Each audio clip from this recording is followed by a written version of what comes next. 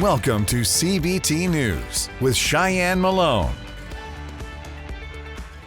Good morning, everyone. Welcome back to CBT News. I'm Cheyenne Malone. Thanks so much for joining us. Here's a look at today's top automotive industry stories.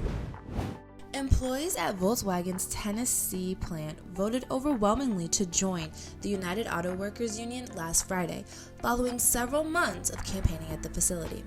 According to a Volkswagen press release, more than 80% of the factory's 4,000 workers participated in the vote, which was overseen by the National Labor Relations Board, with 73% voting in favor of joining the UAW's efforts to expand membership outside of the Detroit 3 as it turns its attention to the upcoming Mercedes-Benz vote scheduled in May.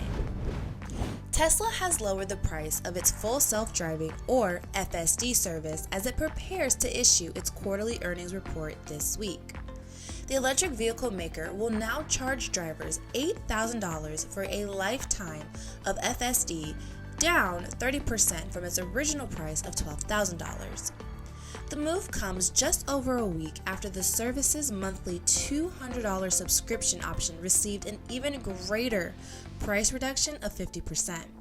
While FSD is not fully autonomous and requires human supervision, Tesla CEO Elon Musk has confirmed the brand intends to release a self-driving robotaxi later this year. New research suggests that an overwhelming share of electric vehicles will be owned by suburban drivers based on current adoption rates in different markets. The study, conducted by the National Renewable Energy Laboratory, forecasts that 60% of the 33 million EVs expected to be in circulation by 2030 will be used in suburban environments.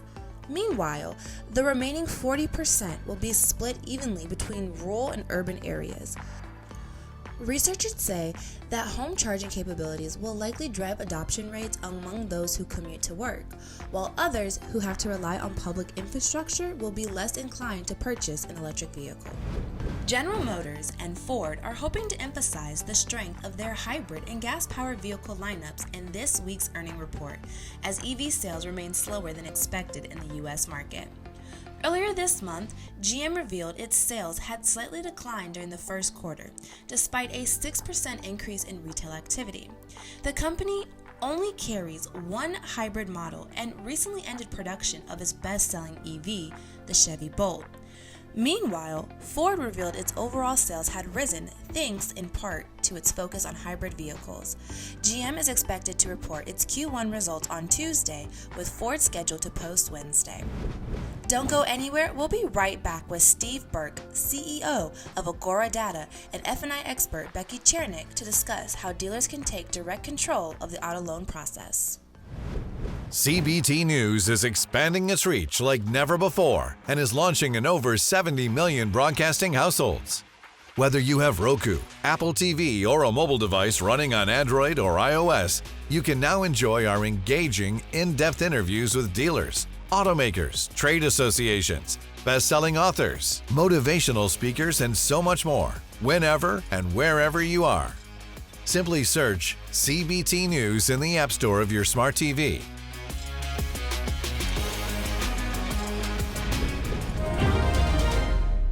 For those that are not as familiar with Agora data as we are here at the show, what solutions do you provide for dealers? Sure, and thank you, Jim, for having me, on this show. So Agora, our mission statement is Agora enables any car dealer to be a finance company. And what we mean by that is, when you're at the F&I desk and you're desking the loan, signing up a consumer, to a vehicle retail installment contract, the process really doesn't change much. If you assign that loan over to Agora, you have the full residual income on that loan. Basically, the money that the finance company would normally earn from that dealer. Yeah. Okay, you just got the attention of a lot of dealers right now going, okay, so we've all signed these contracts and looking at finance charges upwards of now, $10,000 or more.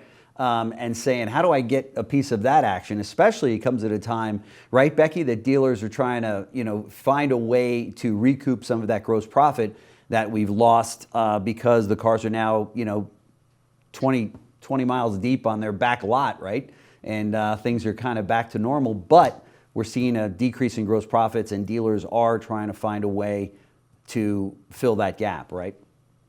Absolutely. And so we have to look at different profit engines that will help to make that difference. And Agora really does step in to make a big difference in helping dealers to put more deals together that they may have maybe room customers out, not putting those deals together, and establishing a customer base that, or even a loyal base that will be back time and time again in the life cycle of that dealership environment. So I do see it as additional profit center for that dealer to bring more customers in, making more deals, selling more cars, getting these cars off the lot.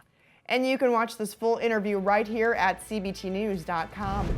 Well, that does wrap our show for today, but we do expect you right back here tomorrow morning on cbtnews.com. Remember, it's easy to stay up to date with the most recent news and trends influencing the retail automotive industry. All you have to do is follow us. We are on TikTok, LinkedIn, Facebook, and X, formerly known as Twitter. And now you can find CBT News in over 70 million broadcasting households. We're on Roku, Apple TV, Android, and iOS devices. Simply search CBT News in the App Store on your smart device, and you can watch our programming wherever, whenever. I'm Cheyenne Malone. Thanks so much for watching. You have a good one. CBT News, your #1 resource for auto industry news and content.